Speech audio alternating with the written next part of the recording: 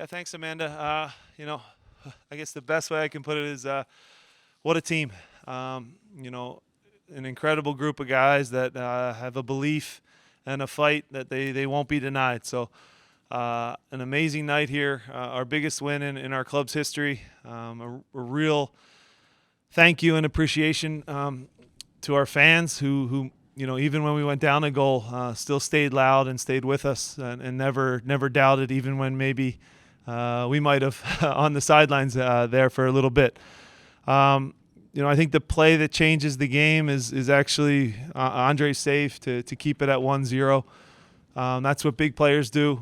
In these types of games, you need your best players to be your best players, not to oversimplify, but I thought Andre's save kind of catapulted us to our next couple goals. And then when we score in quick succession like we did, it really deflated a really good quality New York City team that knows how to win, right? They have a lot of guys on the field that are champions and know how to grind out games like that on the road. So an incredible night, incredible effort. Again, that was the loudest this place has ever been, and I don't think it's close. Another great memory for all of us, and still more work to do in one more game. You mentioned a moment ago being a little worried when the New York goal went in. Yeah. What did you see in your guys out there that you think spurred them to make a comeback like this team has maybe not ever done even like that? Yeah, look, I think first again, you have to credit New York City. We actually, I thought the first half played pretty well. I turned them over a lot, but didn't punish them, and we're a little indecisive with playing forward after turnovers. I thought the second half started, and they actually came at us quite a bit.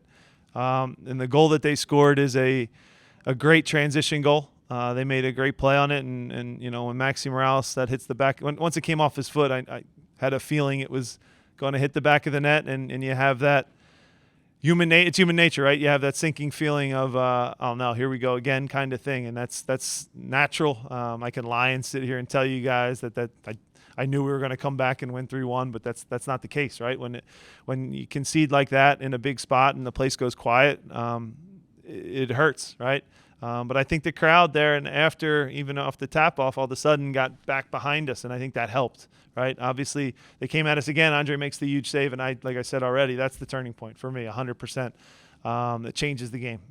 No question about it. If it goes 2-0, it's probably done with the quality that they have on their team. So, it's a combination of things. I think the save gives us life. It takes catching a team off guard the way we did with a quick free kick by Jacob, your defender of the year, your smartest player, connecting with your striker who's carried the load in terms of scoring goals. So, and then Daniel gets a goal. So your biggest players, right, made the biggest plays, and that is the name of the game in the playoffs. And I think that we have players that are willing to grind and fight. And I said it on the press conference at halftime. We're not fun to play against. You can call it what you want. You can call it attractive. You can call it entertaining. You can hate it. You can call it too physical, whatever you want to call it. We don't really care.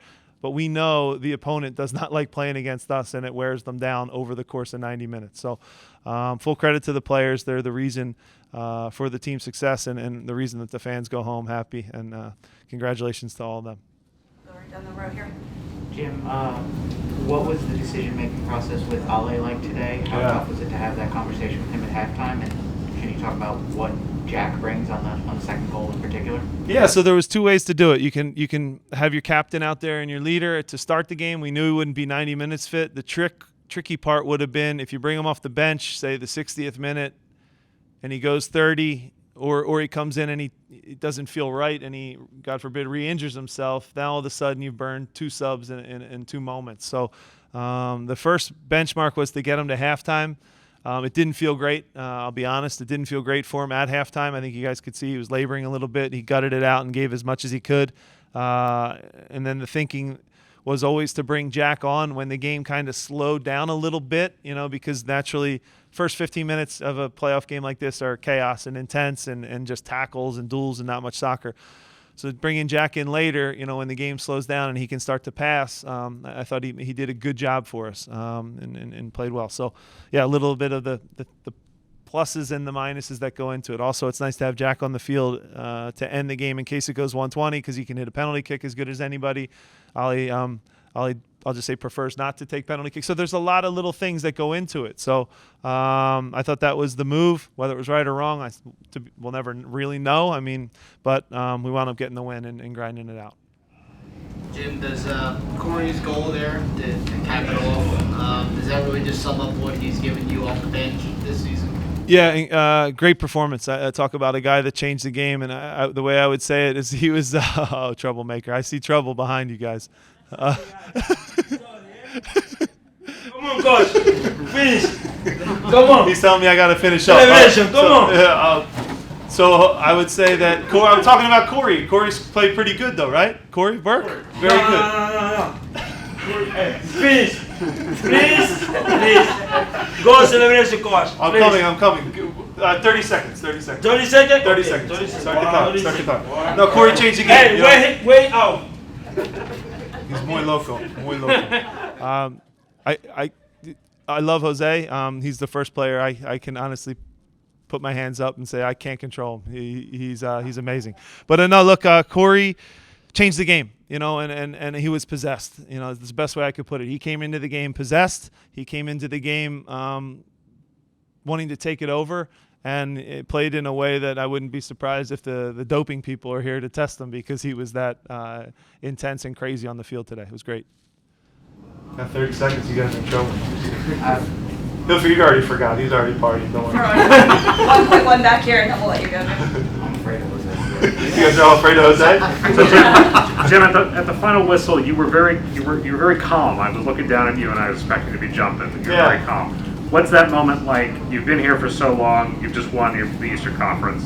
What did that feel like for you? Yeah, it feels amazing. It feels like you see how happy everybody is, and that's enough for me. I don't have to jump and celebrate, and I think it's good as the leader to kind of stay calm because I think we still have work to do. But trust me, inside it feels amazing. It's a feeling I'll never forget. How loud the stadium was today. Again, I thank the fans a ton. Again, loudest it's ever been. But yeah, it's a special moment, man. It felt really, really good. But I'm not a guy that's gonna jump around and do the group staff hug or anything like that. Yeah, a little bit. I get excited sometimes. But I black out and don't remember those moments. But that was a great way to end the game. What's that? Did you say bang? No bang. Well, good. Go ahead.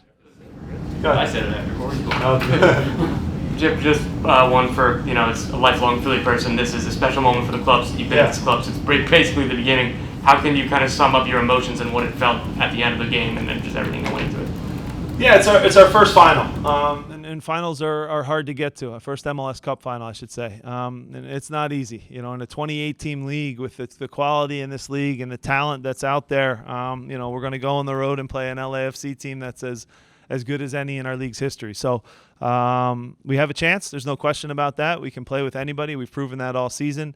But to get there is no small feat for this group to win an Eastern Conference final, to see the guys' faces as they lift that trophy, that means a lot, man. And that's their special moment, and they'll have it forever. And this group is special, and like I said, still has work to do, so we'll celebrate for sure.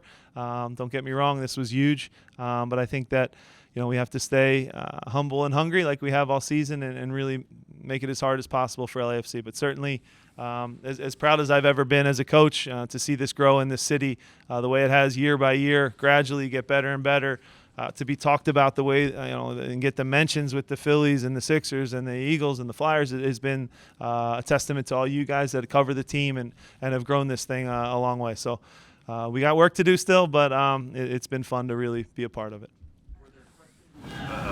With Carranza, that he could be a big part of things offensively tonight, just going in. Yeah, he did great. He played a great game. Jose's coming. I'm going to be in trouble. He did a great job. Julian worked his tail off, fought for everything, scored a big goal that changed the game. So happy for him. Great, thanks. Celebrate.